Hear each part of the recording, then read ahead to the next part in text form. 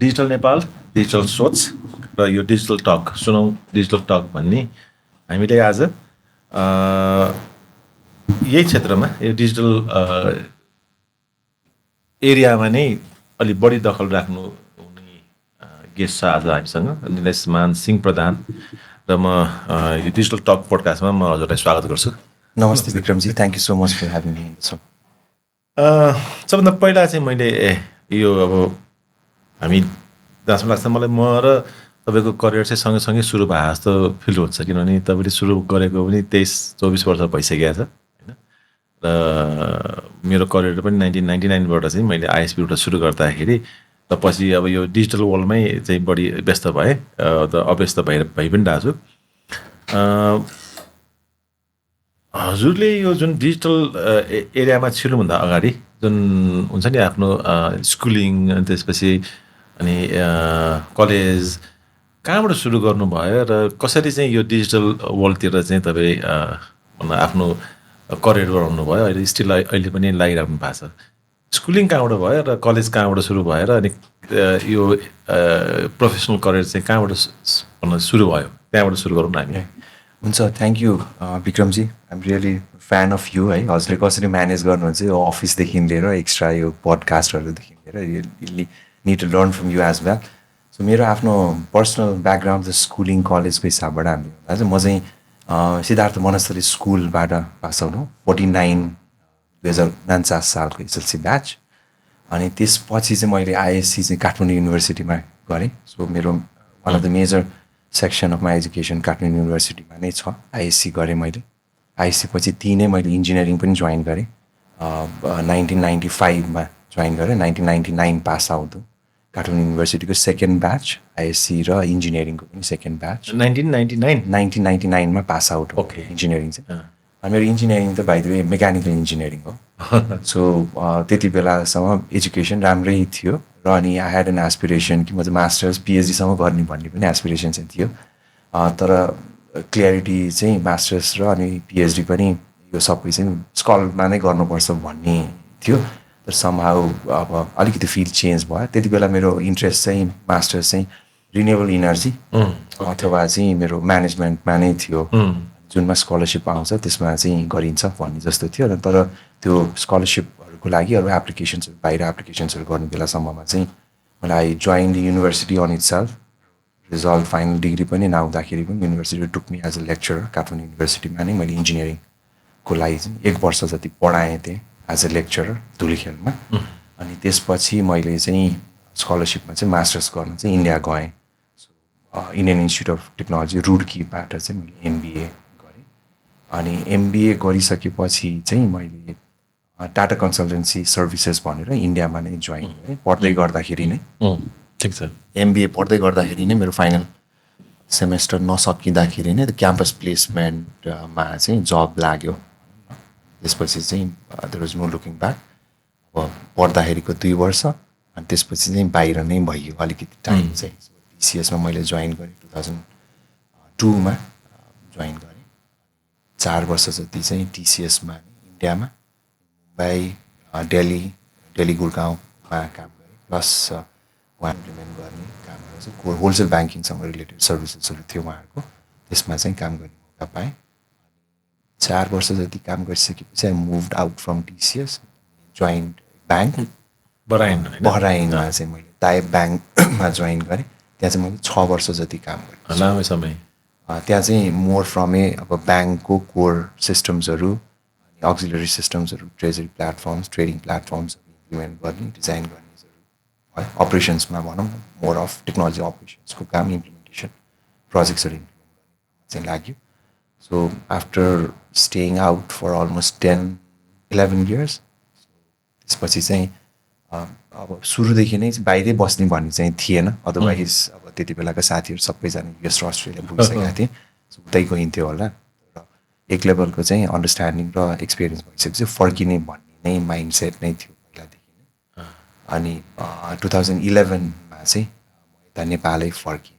त्यसपछि यो नेपाल फर्किनु भइसकेपछि चाहिँ तपाईँले जुन नेपाल फर्किसकेपछि जुन एनसिएचएलमा जोइन गर्नुभयो नि, त्यो चाहिँ कहाँबाट कसरी सुरु भयो त्यो चाहिँ? त्यसमा चाहिँ आई गेस म बहरेनमा बसिरहँदाखेरि चाहिँ I decided to come back. So त्यसको लागि अलमोस्ट मैले 6 मन्थ्स जति चाहिँ जबै हन्ट गर्ने अथवा कामसँग रिलेटेड चाहिँ मैले त्यहीँ बसेर नै एप्लाई गरेँ. I must have applied in almost 100 places. सिरिजहरू फालेँ त्यो कोल्ड कल्स जस्तै गरिकन. सो मैले अब कसैलाई चिन्ने भन्ने त्यसरी चाहिँ थिएन. सो सिभी नै बिग्छ कि भन्ने जस्तै नै लाग्थ्यो. So I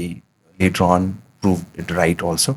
somehow it landed मेरो सिभी चाहिँ एनबिएको त्यति बेलाको प्रेसिडेन्टकोमा चाहिँ ल्यान्ड भएको थियो. सचिन दाई हुनुहुन्थ्यो. Still a mentor for me today. अनि उहाँले चाहिँ हि कल्ड उसमा बहरेनमा नै हुँदाखेरि नै हो. So I went through couple of interviews. Phone कलबाट नै इन्टरभ्युजहरू पनि गरियो. पछि चाहिँ फाइनल इन्टरभ्यूको लागि चाहिँ दे कल मी नेपाल. म चाहिँ कहिले 2011 जनवरीतिर चाहिँ यता आएर फेरि इन्टरभ्यू दिन आएको थियो त्यो फुल बोर्डको. त्यति बेला चेयरम्यान हाम्रो सुमन जोशी सुमन दाई हुनुहुन्थ्यो. ससिन दाई अशोक दाई हुनुहुन्थ्यो. अशोक राणा हाम्रो रविन्द्र मल्ल हुनुहुन्थ्यो एसिटीबाट. राष्ट्र ब्याङ्कबाट पनि सिद्धिकृष्ण सर हुनुहुन्थ्यो डाइरेक्टर. त्यसपछि त्यहीँ बस्दाखेरि नै मोरलेस कन्फर्म गरिसकेपछि I left the job and तपाईँलाई डिजिटल नै किन चुज गर्नुभयो? वाइ डिजिटल अथवा यो चाहिँ के भन्छ टेक्नोलोजी टेक्निकल एरिया चाहिँ किन चुज गर्नुभयो? त्यो कहिले कहिले चाहिँ ठ्याक्क अब अहिलेको जेनेरेसनमा चाहिँ you have very very clarity कि म यही नै गर्छु यो बाहेक केही पनि गर्दिनँ भने. तर स्टिल अब तपाईँ पनि हुँदाखेरि पनि त्यति बेला चाहिँ त अलिकति मिहिनेत गर्नुपर्छ र पढ्ने भन्ने चाहिँ हुन्छ. तर अपर्च्युनिटी आउँदै गर्दाखेरि चाहिँ त्यसैलाई चाहिँ पिक गरेर त्यसलाई एक्सप्लोइट गरेर अगाडि जाने भन्ने आई स्टिल बिलिभ अपर्च्युनिटिजहरू आउँदाखेरि चाहिँ यु सुड बी ओपन र त्यसलाई लिएर जाने भन्ने नै हो. अनि अब त्यसमा मैले इन्जिनियरिङ गरेर पछि एमबिए गरेपछि मैले एमबिए चाहिँ बाइ द वे अपरेसन्स आइटीमा गरेको हो. ओके चाहिँ सो समहाउ टेक्नोलोजी म्यानेजमेन्टसँग रिलेटेड चाहिँ केही गर्ने त्यही लाइनमा नै भन्ने पनि भयो. सो फर्स्ट जब पनि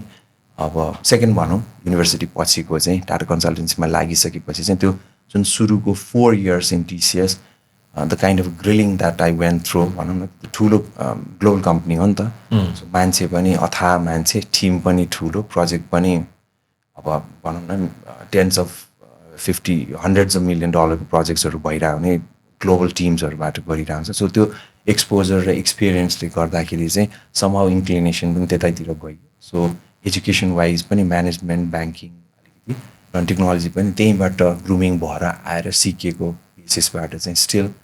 अब पछि गएर यही एरियामा माथि गर्ने हो रहेछ भने त ट्याक्क टेक्नोलोजी कम्पनी मात्रै भएर पनि भएन. So you have to be on a service side other side of the story पनि नि त. अब टिसिएस भने more of A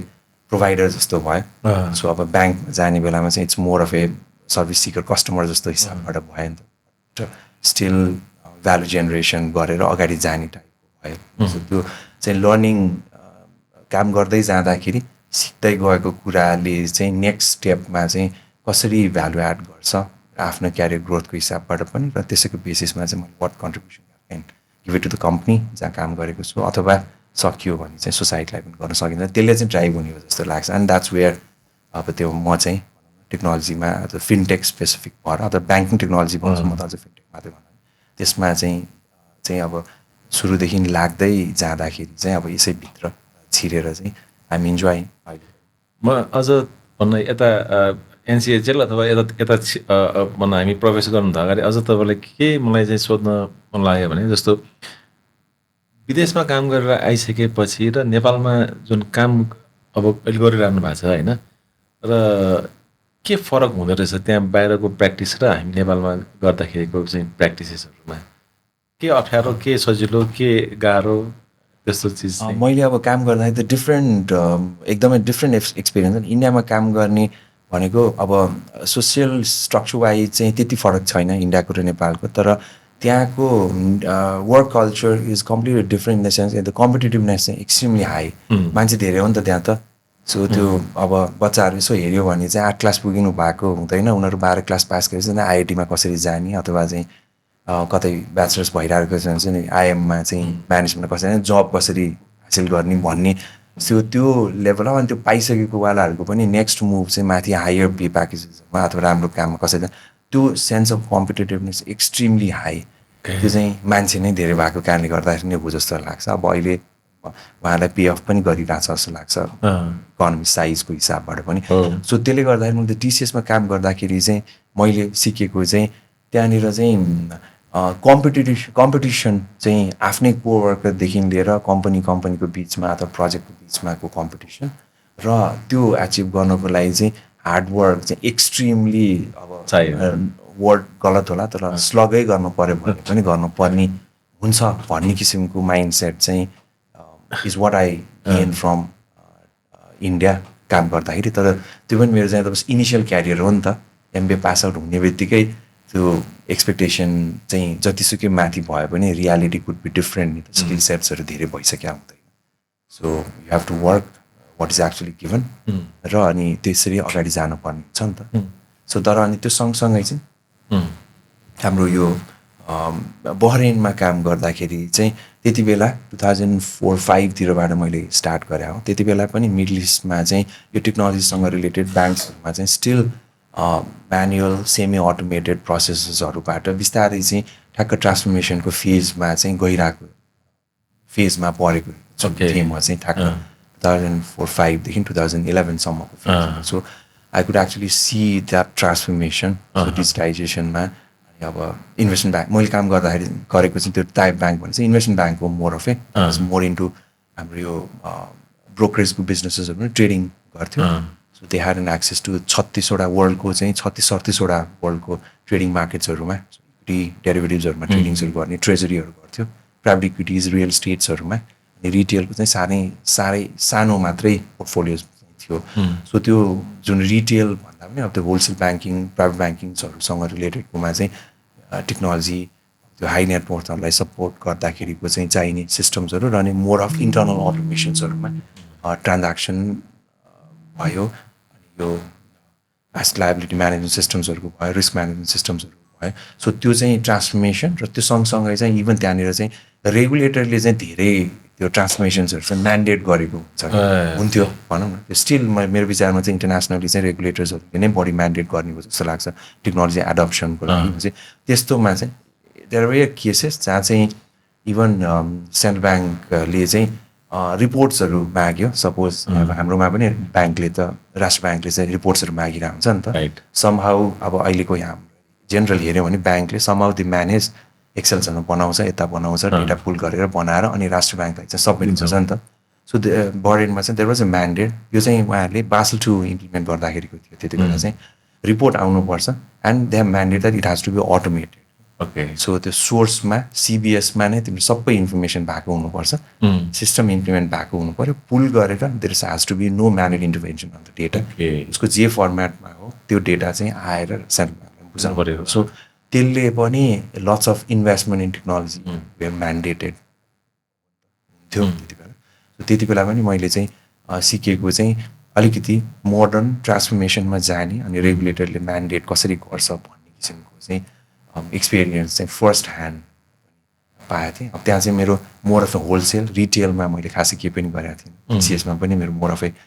trading platform treasury अनि यो इन्भेस्टमेन्ट्सहरूसँग रिलेटेड नै थियो ब्याङ्कमा पनि सो मोर अफ इन्भेस्टमेन्ट ठ्याक्क अब एनसिएचएलमा यता आउँदाखेरि चाहिँ अब मेरो अलिकति प्रोफाइलमा चेन्ज भनेको चाहिँ इट्स मोर अफ पेमेन्ट अलिकति रिटेल गयो नि त so that was totally different so but the learning that I got it एउटा एजुकेसनबाट इनिसियल अन्डरस्ट्यान्डिङ बेसिक वर्क कल्चर्सहरू इन्डियाबाट सिकेँ बहरेनमा चाहिँ अलिकति मोडर्न ट्रान्सफर्मेसन प्रोफेसनल चाहिँ कसरी जाने भन्ने कुरालाई चाहिँ आई गेस त्यो चाहिँ मैले यहाँ चाहिँ अलिकति एक्जिक्युट गर्न पाएँ अथवा चाहिँ मैले एनसिएचएलमा चाहिँ मैले अलिक अगाडि लिएर जान्छु एक्जिक्युसन गर्दाखेरि तपाईँलाई के च्यालेन्जेस भयो इनिसियल फेजमा जुन अब स्टार्टिङ फाउन्डर सिइओको रूपमा एनसिएचएलमा चाहिँ इनिसियल फेजमा के च्यालेन्जेसहरू चाहिँ तपाईँले फेस गर्नुभयो सो द्याट अबको जुन युथहरूलाई चाहिँ त्यो च्यालेन्जेस चाहिँ फेस किन स्टिल भनौँ हामी एनसिएचएलमा पनि छौँ र अब नयाँ जेनेरेसनहरू चाहिँ टेक्नोलोजीतिर आइरहेको छ त्यो च्यालेन्जेसहरूको एक्सपिरियन्स तपाईँलाई कस्तो थियो के च्यालेन्जेस फेस गर्छ त्यो अलिकति एउटा चाहिँ पर्सनल लेभलमा पनि भनौँ न एउटा सेट अफ एक्सपिरियन्स लिएर मुभ गर्दाखेरि चाहिँ you should be clear on what you are getting into त्यो चाहिँ क्ल्यारिटी हुनु पऱ्यो सो द्याट अलिक प्रिपेयर्ड भएर जान सक्यो एनसिएचएल हामी त्यो स्टार्ट हुनेको फेजमा चाहिँ भनौँ न त्यति बेलाको हाम्रो ब्याङ्किङ इन्डस्ट्रीको टेक्नोलोजीको एडप्सन्सहरू त खासै भइसकेका थिएन 2008, 9, 10 कार्ड भर्खर आइरहेको थियो अलिअलि एक्सप्लोरेसन अन मोबाइल वालेट्सहरूमा चाहिँ अलिअलि भइरहेको जस्तो देखिन्थ्यो होइन तर अनि मेरो पर्सपेक्टिभ अब पर्सनल्ली मैले हेर्ने रहेछ भने चाहिँ एनसिएचएलको अफर आउँदाखेरि चाहिँ मैले त्यति थाहा पनि थिएन त्यति बेला होइन तर मैले पछि त्यो एउटा अफर आइसकेपछि जेनरल रिसर्च गर्दा वाट आई फाउन्ड वाज 2008मा इस्टाब्लिस भएर जुन पोजिसन त्यो चाहिँ मैले एप्लाई गरेपछि सिइओको लागि त्यो चाहिँ त पहिला पनि 2चोटि त भ्याकेन्सी खुलेर त्यो सिइओ नभरिसकेको पनि रहेछ so it may be they didn't find the right candidate अथवा चाहिँ project was too risky for somebody to actually भनौँ न चिर्नको लागि त्यो कुनै पनि हुन सक्थ्यो भएकोले र अनि यो चाहिँ त स्टार्टिङ फेजमा भएको र ब्याङ्कहरूले नै ड्राइभ गर्न लागेको लार्जर अब्जेक्टिभ तर risk is also very very high नै चाहिँ त्यो चाहिँ रिस्क लिएर जाँदैछु भन्ने कुरा चाहिँ अलिकति क्ल्यारिटी त थियो नै सो त्यसैले गर्दाखेरि पनि आई गेस मैले सुरुको जो प्रमोटर्सहरू बोर्डमा हुनुहुन्थ्यो त्यति बेला ससेन दाई सुमन दाईहरू भयो रविन्द्र मल्ल उहाँसँग मैले कन्सल्टेसन पनि धेरै पनि गरेँ जस्तो लाग्छ सुरुमा पनि र आइसकेपछि पनि I guess they have been a real mentor for NCHL र अनि they have actually driven this project जस्तो लाग्छ र अनि पर्सनल्ली पनि मैले चाहिँ आई नेभर थट कि अब उहाँहरू चाहिँ डाइरेक्टरको हिसाबबाट भन्दा पनि एनसिएचएललाई ड्राइभ गर्नलाई चाहिने के इनपुट्सहरू हो सो उहाँहरूले चाहिँ एकदमै राम्रोसँग चाहिँ उहाँहरूले गरिदिनु भएको थियो जस्तो लाग्छ होइन सो अब त्यसमा चाहिँ अब त्यो एनसिएचएलको सुरुको फेजमा जाँदाखेरि त एउटा एक्सपेक्टेसन चाहिँ के चाहिँ थियो भन्दाखेरि अलिकति मिसम्याचमा चाहिँ ब्याङ्कहरूले नै प्रमोट गरेको सेन्ट्रल ब्याङ्कले नै प्रमोट गरेको so the agenda was very clear हो र अनि मैले गएर चाहिँ यो एक्जिक्युसनमा चाहिँ बढी फोकस हुनुपर्छ भन्ने जस्तो पनि थियो रिस्क चाहिँ त अलग होइन तर आइसकेपछि वाट आई रियलाइज वाज कि देयर आर पिपल ब्याङ्किङ इन्डस्ट्रीमा नै चाहिँ त्यति बेला अहिले भन्न त खोजेँ कतिपय रिसोर्सेसहरू अब उहाँहरू they were fully in support of एनसिएचएलले हुनैपर्छ जसरी भए पनि भन्ने पनि थियो and they were few people who were not very positive म नेगेटिभ त भन्दिनँ नट भेरी पोजिटिभ किन गरिरहनु पऱ्यो र यो भइ त रहेछ यसमा किन बढी खर्च गर्ने सो त्यो बेला पनि यस्तो सिस्टम्सहरू पनि अलमोस्ट फाइनलाइज भइसकेको थियो जोइन गर्दाखेरि पनि चेक क्लियरिङको system was already finalize agreement was already in place र अनि प्रोजेक्टको चाहिँ मिटर चढिसकेको थियो भनौँ न किकअप भइसकेको थियो जोइन सो यसलाई फर्मल्ली ड्राइभ गरेर अगाडि लिएर जानुपर्ने तर आइसकेपछि चाहिँ आई रियलाइज कि त्यो प्रोजेक्ट अथवा एनसिएचएल एज अ कम्पनी इस्टाब्लिस गर्ने र प्रोजेक्ट इम्प्लिमेन्टेसन गर्ने सँगसँगै चाहिँ यससँग रिलेटेड जति पनि स्टेक होल्डर्सहरू छ उहाँहरूको एक्सपेक्टेसन्स वेयर डिफ्रेन्ट थियो भन्ने कुरा चाहिँ मैले पहिला चाहिँ अलिकति गरेन तर पछि चाहिँ त्यो एक्सपेक्टेसन म्यानेजमेन्ट वाज त्यो चाहिँ पनि अलिकति रियल च्यालेन्ज जस्तो लाग्यो मलाई सेन्ट्रल ब्याङ्कको अर्कै किसिमको एक्सपेक्टेसन त्यहाँ पनि अब डिफ्रेन्ट भ्युजहरू ब्याङ्कमा इभन ब्याङ्कर्स एसोसिएसनमा पनि सर्टन रिसोर्सेसहरूको चाहिँ अलिकति भ्युजहरू फरक पनि हुन्थ्यो सो अब इन्डस्ट्रीमा पनि अलिकति फरक हुन्थ्यो त्यसले गर्दाखेरि चाहिँ we landed in some legal issues also सुरुमै पनि होइन पछि त्यो एक्सपेक्टेसन म्याच हुँदै जाँदाखेरि र आई गेस त्यति बेलाको बोर्ड र अनि एनसिएचएलमा म लगायतका जति पनि साथीहरू अहिले पनि हुनुहुन्छ कतिहरू हुन्छ आई गेस त्यति बेला चाहिँ one thing that we didn't diverse is भनौँ न त्यो अब्जेक्टिभ अफ स्टाब्लिसिङ एनसिएचएल र त्यति बेलाको हाम्रो सुरुको अब्जेक्टिभ भनेको त cheque clearing electronic cheque clearing implement गर्ने भन्ने थियो नि त त्यो अब्जेक्टिभबाट हामी दायाँ बायाँ केही पनि हामीले गरेनौँ वान अनि सेकेन्ड चाहिँ I guess which work was हामी चाहिँ ट्रान्सपेरेन्सीको हिसाबबाट चाहिँ त्यहाँ के भइरहेछ कसरी भइरहेछ कति पैसा खर्च गरिरहेछ फाइनेन्सियल्सदेखि inside out we published almost everything the relevant stake holders राष्ट्र ब्याङ्कमा पनि ब्याङ्क्सहरूको केसमा एनबिएमा त हामीले त्यो कम्प्लिट फाइनेन्सियल्सहरूसम्म पनि फ्लोट गरेर सेयरिङ गरेको पनि आई स्टिल रिकल त्यसले गर्दाखेरि अलिक ओभर ट्रान्सपेरेन्सी भएको कारणले गर्दा अलिक पछि गएर अलिक अप्ठ्यारो पनि भएको केसेसहरू पनि थियो होइन तर I guess it really work जस्तो लाग्छ सो त्यो ट्रान्सपेरेन्सीको कारणले गर्दाखेरि नै पछि पनि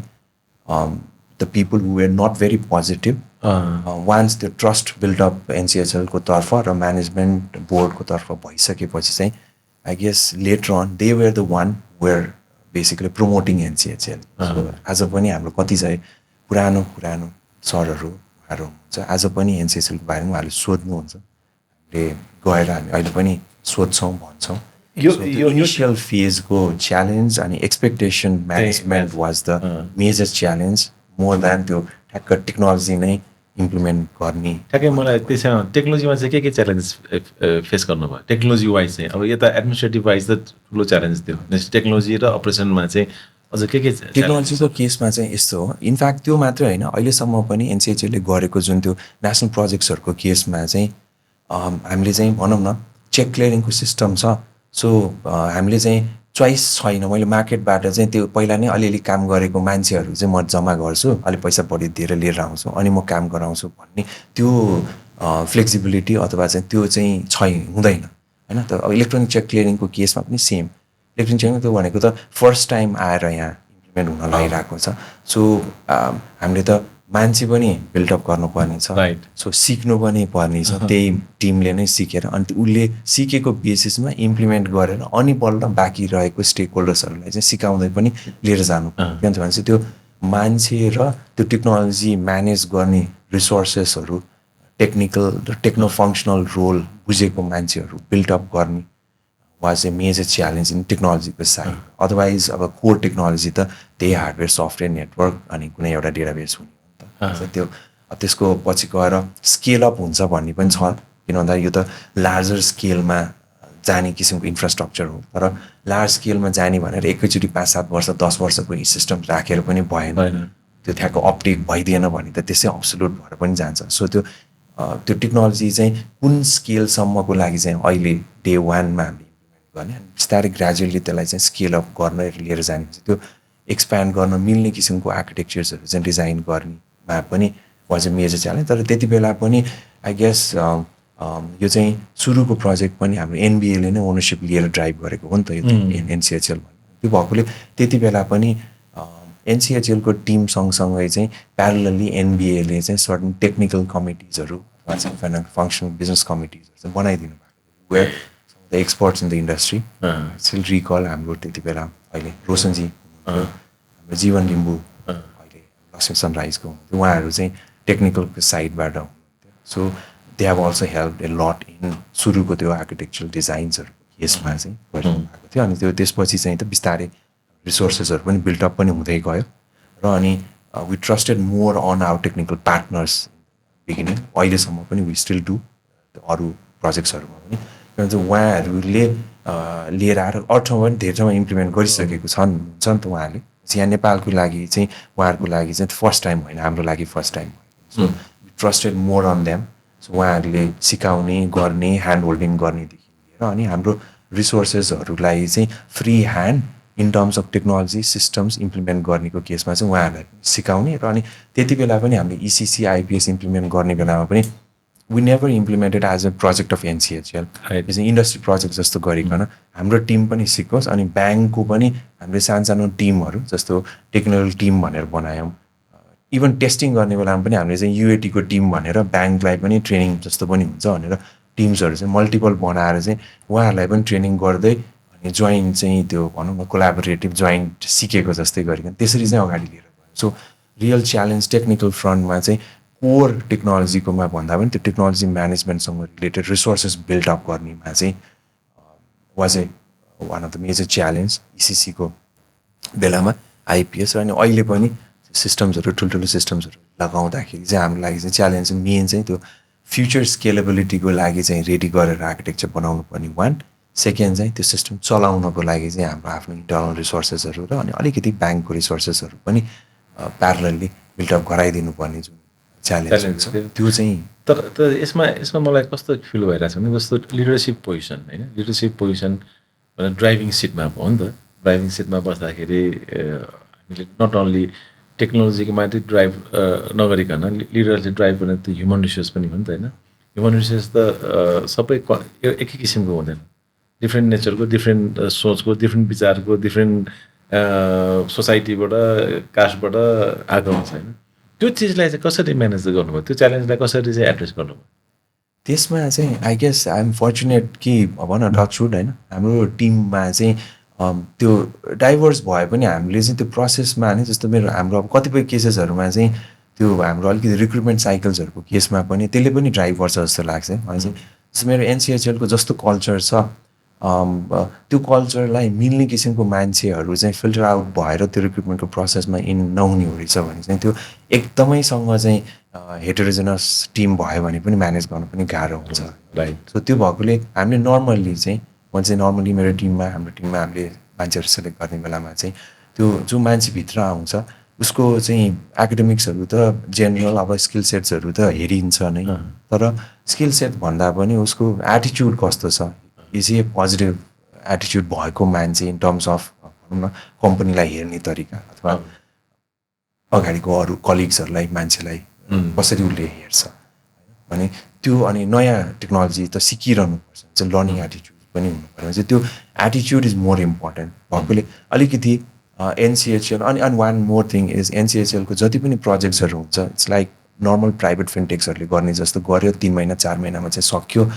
वाइन्ड अप गऱ्यो प्रोजेक्टको लाइफमा गएर सक्यो भन्ने सो एउटै प्रोजेक्टको जेस्टेसन पिरियड नै चाहिँ 1 वर्ष 1.5 वर्ष 2 वर्षको भइ नै रहेको हुन्छ सो त्यो भएको कारणले गर्दा कम्पनीको level of patience has to be extremely high in terms of converting the project एक्जिक्युसनमा अनि एक्जिक्युसन भइसकेपछि पनि देयर इज नो ग्यारेन्टी कि त्यो एडप्सनमा जान्छ भनेपछि त्यो पेसेन्स लेभल चाहिँ कम्पनीको चाहिँ एक्सट्रिमली हाई हुनुपर्ने भनेको नै मान्छेले नै ड्राइभ गर्ने भनेपछि जो टिम बिल्डअप भएको छ अथवा टिम्सहरू छ उहाँहरूको चाहिँ त्यो patience level also has one of the and attitude has to be extremely high चाहिँ त्यो मान्छेको सेलेक्सन पनि हाम्रो लागि चाहिँ इम्पोर्टेन्ट छ र अनि त्यसले पनि हामीलाई चाहिँ अलिकति हेल्प गरेको हो जस्तो लाग्छ अनि प्लस अनि जति पनि हाम्रो भनौँ न कोर टिममा बसेर काम गरिरहनु भएको सुरुदेखिको प्रोजेक्ट्सहरूको केसमा हामी हेर्नु by the way NCHL is not a good pay master इन्डस्ट्रीमा सबैले थाहा छ होइन सो ब्याङ्कबाटै जाने आउने भइरहेको हुन्छ सफ्ट कम्पनीजमा फ्रिलान्सिङ गरेर पनि गरिरहेको हुन्छ तर what actually drives people in NCHL भनेको त्यो जुन अब एक्जाम्पलै लियो भने इसिसी चेक क्लियरिङ हामीले इम्प्लिमेन्ट्सहरू गर्दाखेरि चाहिँ there is no second implementation of ECC नै त्यसको अपग्रेड होला स्केल अप होला आइपिएस एसिएच इम्प्लिमेन्ट गऱ्यौँ so there is no second implementation of an ACH in Nepal real टाइमको आरपिएस अथवा हाम्रो नेपाल पेको चाहिँ एनपिएस अहिले इम्प्लिमेन्ट फाइन स्टेजमा कमर्सियल रोल आउट गर्दैछ भने चाहिँ नेसनल पेमेन्ट स्विच इम्प्लिमेन्ट गर्ने I don't get a second opportunity to implement NPS भने चाहिँ त्यो जिल अथवा ड्राइभ जुन छ सो त्यस्तो किसिमको नेसनल प्रोजेक्ट्सहरूमा चाहिँ काम गर्नेलाई चाहिँ मेन अब थ्रस्ट अथवा चाहिँ अपर्च्युनिटी जसले लिन्छ they have stayed with NCHL since starting र अनि उहाँहरूको क्यारियर ग्रोथ पनि एक्सट्रिमली हाई भएर गएको छ र अनि बसिरहँदाखेरि पनि उहाँहरूले अब एउटा प्रोजेक्टमा 2टा प्रोजेक्टमा गर्छ बाहिरै जानुभयो भने पनि उहाँहरूको जुन स्प्रिङ बोर्डिङ क्यारियर ग्रोथमा जुन छ द्याट एक्सपोनेन्सियल चाहिँ त्यस्तो चाहिँ कल्चरबाट चाहिँ हामीले एनसिएचएललाई चाहिँ बिस्तारै अगाडि लिएर जान्छ यो कल्चरमै तपाईँले भन्दै जाँदाखेरि जस्तो अहिले मर्जर अथवा हामीले जुन एनसिएचएल र अनि एनपिएस जुन मर्ज गरिसकेपछि त्यो कल्चरल डिफ्रेन्सेस पनि त्यहाँ कहिलेकाहीँ अप्ठ्यारो कन्टेक्सहरू चाहिँ देखिन्छ इन्डस्ट्रीमै अब नट ओन्ली यो चाहिँ प्रुभन खालको इन्भाइरोमेन्टै हो त्यो कल्चरलाई चाहिँ कसरी एड्रेस गर्न सकिन्छ त्यो डिफ्रेन्सेसलाई चाहिँ अब यसमा त अब दुईजना दाजुभाइ नै उस्तै हुँदैन होइन हामी we are talking about the 2 different company उहाँहरूको सुरुदेखि आएकोदेखि फरक छ तर त्यसमा फरक मलाई लाग्ने चाहिँ जो चाहिँ अब लिडरसिपमा बसेको छ अथवा म्यानेजमेन्टमा बसेको छ how do they want to people to be treated त्यसमा हो फरक जस्तो लाग्छ त्यो चाहिँ फरक र दृष्टिकोण चाहिँ फरक गरिकन चाहिँ हेरियो भने त्यो चाहिँ तलसम्म नै आफै ट्रिकल डाउन भएर चाहिँ आफै चाहिँ सेपरेसन्समा जाने जस्तो लाग्छ अन्टिल द्याट इज एउटै आँखाबाट हेऱ्यो भने चाहिँ फरक पर्दैन जस्तो लाग्छ तर पनि हामीले मर्जर अक्विजिसन जे भनेर आए पनि 2टा कम्पनी चाहिँ सँगै आइसकेपछिको त्यो मान्छेहरूले गरिरहेको अथवा चाहिँ टिमले चाहिँ गर्ने कामहरूको केसमा चाहिँ धेरै इन्टरभेन्सन्सहरू भएन उहाँहरूलाई चाहिँ सर्टन रोल्स र फ्रिडम्सहरू दियो भने चाहिँ धेरै फरक पर्दैन जस्तो लाग्छ तर त्यही पनि अब एनसिएचएलको केसमा हामीले मर्ज गरेको जुन नेप्स र एनसिएचएलको बिजनेस अनलाइक ब्याङ्क्सहरूको केसमा त एउटै लाइनको बिजनेस काम गरिरहेको छ मर्ज भएको छ भने चाहिँ भोलि गएर पनि एउटै हुन्छ तर इनेप्सको केसमा त्यो टोटली इन्टु कार्डको बिजनेस अनि एनसिएचएल त कार्डको बिजनेसमा त थिएन त्योभन्दा नन कार्डसँग रिलेटेड मात्रै हो अनि अब नेपाल पे अथवा नेसनल पेमेन्ट स्विच ड्राइभ गर्नको लागि हामीलाई त कार्डको इन्फ्रास्ट्रक्चर कार्डको नलेज नो हाउदेखि लिएर कार्डको नै रिसोर्सेसहरू पनि was required so it is more than regulatory अथवा अन्य कारणले भन्दा पनि लार्जर इकोसिस्टम बिल्टअप गर्नको लागि र अनि कार्डको इकोसिस्टममा एनसिएचएललाई चाहिँ स्ट्राटेजिक इन्टरभेन्सन चाहिने भएको कारणले गर्दाखेरि नेप्ट मर्ज विथ एनसिएचएल हो नि त. त्यसले गर्दाखेरि कार्डको वी गट टेक्नोलोजी, गट कार्डको एक्सपर्टाइज भएको रिसोर्सेस जे जस्तो पनि छ रिसोर्स पनि पायौँ. र अब we are now in a position जहाँ चाहिँ अब अहिले हामीले नेसनल पेमेन्ट स्विच, नेपाल पेको कार्डदेखि लिएर यो इन्टरनेसनल कार्ड स्किम्सहरू समेत ड्राइभ गर्छ. त्यो बिजनेसलाई चाहिँ फरवर्ड इन्टिग्रेसन पनि गरिदिएको छ र अलिकति इनअर्ग्यानिक ग्रोथमा पनि यसले चाहिँ हेल्प गरेको कारणले गर्दाखेरि मर्जरमा चाहिँ धेरै इस्यु चाहिँ भएन जस्तो लाग्छ. तापनि अलिकति अब लिडरको पर्सपेक्टिभबाट र म्यानेजरको पर्सपेक्टिभबाट चाहिँ एउटै आँखाले हेरे पनि एउटा चाहिँ अहिलेसम्म पनि 1 इयर 1 वर्ष भइसकेको छ. सो तैपनि कुनै पनि डिसिजन्सहरू गर्दाखेरि चाहिँ त्यो नेप्सको र रिसोर्स र पुरानो एनसिएचएलको रिसोर्सेस रहेछ भने चाहिँ एकचोटि चाहिँ स्टेप ब्याक गरेर चाहिँ केही फरक भएको छ कि भनेर चाहिँ हेर्न चाहिँ पर्ने रहेछ अहिलेसम्म. त्यो चाहिँ छ. तर I believe that done good जस्तो लाग्छ. बट वी स्टिल यङ नै छौँ. मर्जको 1 वर्ष भर्खर भयो. सो अगाडि गइसकेपछि यसले राम्रै इम्प्याक्ट चाहिँ दिन्छ जस्तो लाग्छ. यसमा ठुलो रोल चाहिँ जहाँ लाग्छ मलाई लिडरकै रोल हुन्छ. त्यहाँ पनि के भन्छ मर्जर होस् एक्विजिसन होस् अथवा कम्पनीलाई ड्राइभ गर्ने अर्गनाइजेसनलाई ड्राइभ गर्ने चाहिँ लिडरले चाहिँ भिजन लिएर ड्राइभ गर्दाखेरिकै चाहिँ भिजनमा जानुपर्छ. कहिलेकाहीँ के भन्छ अप्स एन्ड डाउन त भइहाल्छ. तर पनि एनसिएचएलले गरेको म आफै पनि यही इन्डस्ट्रीमा भएको कारणले चाहिँ मलाई पनि धेरै अगाडिदेखि थाहा छ. क्लोजली नै के भन्छ इन्भल्भमेन्ट भइरहेको कारणले गर्दाखेरि. तर पनि अहिले चाहिँ जस्तो डिजिटल नेपाल जुन हामीले भनिरहेको छौँ भुक्तानीमा चाहिँ एउटा फरक हिसाबमा चाहिँ भनौँ यो ड्राइभ भएर गएको छ नि. लगभग अब 1 दशक बढी भइसक्यो. 2011मा तपाईँले एनसिएचएल जोइन गर्नु भएकोदेखि आजसम्म आउँदाखेरि धेरै लिपफ्रकै भइसकेको छ नै भन्छु म पनि होइन. पछिल्लो चरण अझ म त्यसमा पनि आउँछु. तर पनि अहिले मुख्य कारण के हो चाहिँ जस्तो भन्नु अब यो हामीले म्यानुअलबाट चाहिँ डिजिटलतिर चाहिँ हामी गयौँ नि. म्यानुअल जुन ट्रेडिसनल ब्याङ्किङ थियो त्यसलाई चाहिँ बिस्तारै हामीले डिजिटाइजेसनतिर गयो. कोभिडले त झन् के भन्छ ठुलो फर्को नै मार्यो. मुख्य कारण के थियो सो द्याट चाहिँ हामी चाहिँ यतातिर डिजिटलतिर डाइभर्ट भयो. र डिजिटलतिर डाइभर्ट हुँदै जाँदाखेरि चाहिँ यो पिपिपी भन्छ नि हामी पब्लिक प्राइभेट पार्टनरसिपको चाहिँ परिवेशमा चाहिँ गएको. यसमा हाम्रो राष्ट्र ब्याङ्क पनि इन्भल्भमेन्ट छ, फिनटेक कम्पनीहरू पनि इन्भल्भमेन्ट छ होइन. सबै इन्भल्भमेन्ट भएर एनसिएचएलले अहिले धेरै सर्भिसेसहरू इन्टिग्रेसन गरिसकेका छ होइन. इन्टरअपरेबल पनि बनाइसकेका छौँ.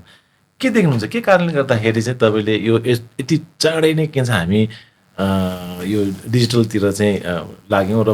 अहिलेको अवस्था के छ अझ पनि हामी के गर्नुपर्ने बाँकी छ? यो अब टेक्नोलोजी यो हाम्रो पेमेन्ट्स फिनटेक्समा मात्र नभइकन टेक्नोलोजी एडप्सन ट्रान्सफर्मेसनको केसमा चाहिँ मलाई लाग्छ 3टा रिजन के. एउटा चाहिँ कुनै पनि इन्स्टिट्युसनको अथवा अर्गनाइजेसन त ब्याङ्कै भनौँ न होइन. ब्याङ्कको केसमा चाहिँ whenever they want to improve their efficiency productivity बढाउनको लागि चाहिँ दे इम्प्लिमेन्टिङ टेक्नोलोजीलाई सहाराले एज अ टुलको रूपमा इनेबलरको रूपमा लिएर चाहिँ प्रोडक्टिभिटी बढाउने सर्भिस डेलिभरिजहरू बढाउनको लागि चाहिँ इफिसियन्सी बढाउनको लागि गर्छ. दोस्रो भनेको चाहिँ whenever there is a need for product innovation नयाँ प्रडक्ट लिएर आउँछु त्यो चाहिँ टेक्नोलोजीमा चाहिँ बेस भएर नयाँ प्रडक्ट सर्भिसेसहरू लिएर आउँछु भने इन्स्टिट्युसन डिपेन्ड अन टेक्नोलोजी र टेक्नोलोजीमा इन्भेस्टमेन्ट्सहरू गरेर लिएर जान्छ. Third is normally worldwide नै सबैभन्दा बढी इन्भेस्टमेन्ट गर्ने भनेको चाहिँ रेगुलेटरी ड्राइभ. रेगुलेटरले म्यान्डेट गरेको सर्टन सिस्टम्सहरूको केसमा हाम्रोमा यहाँ इक्जाम्पल लियो भने चाहिँ RTGS is one of the. Central bank came up with RTGS. Banks did not have an choice basically I don't want to go to RTGS भन्ने त हुँदैन नि त. अथवा बाहिर त अटोमेसन्सहरूको कम्प्लायन्ससँग रिलेटेड रिस्कसँग रिलेटेड इन्भेस्टमेन्ट त्यति त त्यसमा त अझ सेन्ट्रल ब्याङ्क चाहिँ पुगेको छैन जस्तो लाग्छ. म्यान्डेटेड टेक्नोलोजीमा नै बेस्ड भएर कम्प्लायन्स चाहिँ मिट गरेको हुनुपर्ने. रिस्क चाहिँ ब्याङ्कको रहेछ भने चाहिँ यस्तो किसिमको इन्फ्रास्ट्रक्चर्समा चाहिँ इन्भेस्ट गरेकै हुनुपर्ने भन्ने किसिमको डिरेक्टिभ त हामीले सुन्दैनौँ. तर इन्टरनेसनली हामीले हेऱ्यौँ भने चाहिँ त्यो regulatory drive also is important. Regulatory policies डिरेक्टिभ्सहरूको बेसिसमा पनि इन्भेस्टमेन्ट्सहरू चाहिँ टेक्नोलोजीमा चाहिँ गरिरहेको छ. यो 3टाले चाहिँ ड्राइभ गर्ने जस्तो लाग्छ.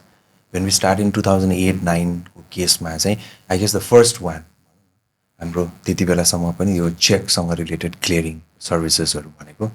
म्यानुअल्ली फिजिकल्ली नै अब आजको त्यो अडियन्सहरू कतिजनाले त देखेको पनि छैन होला सुनेको पनि हुँदैन होला चाहिँ तपाईँ पनि अझ देखेको होला होइन. ब्याङ्कमा चाहिँ त थाकका बक्साका बक्सा बोरामा चाहिँ चेक गरेर ब्याङ्कले ब्रान्चबाट लिएर आएर सेन्ट्रलमा लिएर आउँथ्यो. सेन्ट्रलबाट चाहिँ राष्ट्र ब्याङ्कको क्लियरिङको फिजिकल क्लियरिङ गर्ने जुन त्यो अफिसमा लगेर जम्मा गरेर अनि सम्बन्धित ब्याङ्कले चाहिँ त्यो चेक लिएर गएर फिजिकल्ली सबै नै प्रोसेस गर्थ्यो नि त चाहिँ त्यो जुन लेभलको इनइफिसियन्सिजहरूको कारणले गर्दाखेरि एउटा वेस्ट अफ रिसोर्सेसहरू भयो प्रोडक्टिभिटी बढाउन नसकिने र अनि त्यति बेला 2008-9मा हामीले हेऱ्यो भने त ब्याङ्कको नम्बर्स पनि बिस्तारै बढेर गएको थियो नि त चाहिँ पहिला अब 2-3वटा ब्याङ्क हुन्थ्यो 4वटा ब्याङ्क हुन्थ्यो सर्भिस डेलिभरी म्यानुअली पनि ह्यान्डल हुन्थ्यो तर ब्याङ्कको नम्बर बढेर गइसकेपछि there was a severe requirement कि अटोमेसनतिर चाहिँ गइएन भने चाहिँ त्यति नम्बर अफ ब्याङ्क्स त्यति बेला 30-32वटा ब्याङ्क भइसक्यो थियो जस्तो लाग्छ होइन कमर्सियल ब्याङ्क नै डेभलपमेन्ट ब्याङ्क पनि त्यस्तै फाइनेन्स कम्पनी चाहिँ झन्डै 190-200वटा जति त ब्याङ्क वित्तीय संस्थानहरू नै थियो भने चाहिँ त्यो उहाँहरूको अझ नम्बर बढिरहेको थियो भने इफिसियन्सीको लागि चाहिँ they had no choice but to move ahead with an अटोमेसनको लागि चाहिँ जानुपर्ने दे चुज इलेक्ट्रोनिक चेक क्लियरिङको लागि चाहिँ अटोमेसन त्यति बेला चाहिँ central bank also came in so अझ तपाईँले चाहिँ rightly mention NCHL is one of the best example for PPP र सक्सेसफुल र सस्टेनेबल पिपिपी मोडलको रूपमा चाहिँ इस्टाब्लिस भएको इन्स्टिट्युसनको रूपमा चाहिँ आजको दिनमा पनि हेरिन्छ जस्तो लाग्छ मार्केट त्यति बेला राष्ट्र ब्याङ्क पनि थियो प्राइभेट ब्याङ्क पब्लिक ब्याङ्क्सहरू पनि थियो एन्ड इभन हाम्रो एससिटी वाज ए पायोनियरिङ फिन्टेक कम्पनी उहाँहरू पनि थियो त्यो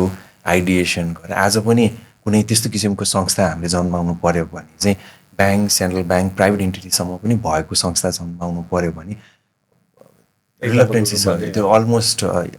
इम्पोसिबल जस्तै नै छ भने चाहिँ त्यति बेलाको 2008-9तिर सो त्यति बेला उहाँहरूले सोचेर बनाउनु भएको छ सेन्ट्रल ब्याङ्कको मोनेटरी पोलिसीमा 64-65 मोनेटरी पोलिसीमा परेको जस्तो लाग्छ मलाई so we need clearing house भनेर सो त्यसबाट ड्राइभ भएर बनेको कम्पनी हो नि त चाहिँ त्यो अटोमेसनबाट ड्राइभ भयो र अनि त्यति बेलाको भिजनरिजहरूले यसो हेर्दाखेरि चाहिँ त्यति बेला यही साउथ एसियन कन्ट्रिजमा हाम्रो श्रीलङ्कामा Lanka clear was already there Lanka clear private limited were doing cheque clearing र यो एसिया जस्तै किसिमको स्लिप सिस्टम थियो उहाँहरूको अहिले पनि छ उहाँहरूको सो इट वाज देयर इन्डियामा यस्तो किसिमको सिस्टम्सहरू सेन्ट्रल ब्याङ्कले नै गरिरहेको थियो त्यति बेला they was just in a process of thinking establishing NPCI still NPCI पनि इस्टाब्लिस भएको थिएन भने अरू कन्ट्री जुरिस्डिक्सन्सहरूमा पनि यस्तो किसिमको क्लियरिङ हाउस वेदर सेन्ट्रल ब्याङ्कले नै ड्राइभ गरे पनि अथवा as an independent as an separate युनिटको रूपमा अथवा डिपार्टमेन्टको रूपमा अथवा छुट्टै इन्टिटीको रूपमा ड्राइभ गरे पनि गर्ने चाहिँ नेसनल लेभलमा चाहिने जति पनि ब्याङ्क वित्तीय संस्थाहरू राष्ट्र ब्याङ्क सेन्ट्रल ब्याङ्कलाई चाहिने इन्फ्रास्ट्रक्चर्सहरू चाहिँ बिल्टअप गर्ने र डिफ्रेन्ट मोड्स अफ पेमेन्ट्सको इन्फ्रास्ट्रक्चर्सहरू बिल्टअप गरेर जाने र त्यसको लागि चाहिँ सेन्ट्रलाइज इन्फ्रास्ट्रक्चर अपरेटरको रूपमा चाहिँ इस्टाब्लिस गर्ने भन्ने भिजन तर इन ह्यान्ड इमिडिएटली त त्यो लङ टर्म भिजनभन्दा इन ह्यान्ड डे वानमा चाहिँ हामीले if we are able to do that cheque क्लियरिङको अटोमेसन गऱ्यौँ भने चाहिँ बाँकीमा चाहिँ हामी बिस्तारै जान सक्छौँ भन्यो अनि त्यो सेकेन्ड थर्ड फोर्थवालाको चाहिँ अब के हुन्छ भन्नेको क्ल्यारिटी त्यति बेला नभए पनि त्यो ड्राइभ चाहिँ सेकेन्डवाला जुन नयाँ इनोभेटिभ प्रडक्ट सर्भिसेसहरू चाहिँ बिल्टअप गर्दै लिएर जाने कुरामा चाहिँ गएको हो जस्तो लाग्छ अनि बिस्तारै सेन्ट्रल ब्याङ्कले ड्राइभ गर्नेवाला चाहिँ त नर्मली त्यो त इन कोर्स अफ डेभलपमेन्टमा नै सिस्टम्सहरू बिल्टअप भएर गइसकेपछि चाहिँ सेन्ट्रल ब्याङ्कले ड्राइभ गर्ने इन्फ्रास्ट्रक्चर्सहरू इन्फोर्समेन्ट्सहरू त आइ नै रहन्छ भने चाहिँ त्यो प्रोडक्टिभिटी बढाउने अटोमेसनको लागि चाहिने सिस्टम्सहरू cheques IPS is one of them not a new product as such तर चलिरहेको म्यानुअललाई अथवा अल्टरनेट सर्भिसको रूपमा चाहिँ आएको आइपिएस पनि it was actually still recall हाम्रो बोर्डमा चाहिँ हाम्रो रतनराज सर हुनुहुन्थ्यो बोर्डको चेयरम्यान हामी त्यति बेलासम्म पनि यो 2013तिरको कुरा हो 13-14सम्ममा चाहिँ हाम्रो इन्टर ब्याङ्क ट्रान्ज्याक्सन्सहरू चाहिँ if you recall either check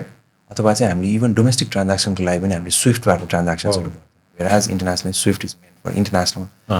enter ब्याङ्कको लागि हो नि त चाहिँ मैले डोमेस्टिक ट्रान्ज्याक्सन एउटा ब्याङ्कबाट अर्को ब्याङ्कमा ट्रान्सफर गर्नु पऱ्यो अथवा सेन्ट्रल ब्याङ्कलाई मैले पैसा कुनै ब्याङ्कले चाहिँ पैसा दिनु पऱ्यो अथवा सेन्ट्रल ब्याङ्कबाट पैसा तान्नु पऱ्यो भने पनि स्विफ्टबाट ट्रान्ज्याक्सन मैले हाम्रो त्यति बेलाको चाहिँ base use case for IPS was हामीले जुन स्विफ्टबाट इन्टर ब्याङ्क डोमेस्टिक ट्रान्ज्याक्सन्सहरू गरिरहेको थियौँ अनि त्यसलाई चाहिँ हामी एज एन अल्टरनेट सिस्टम्सको रूपमा लिएर जान्छौँ it will be more cost effective यसले चाहिँ सजिलो गर्छ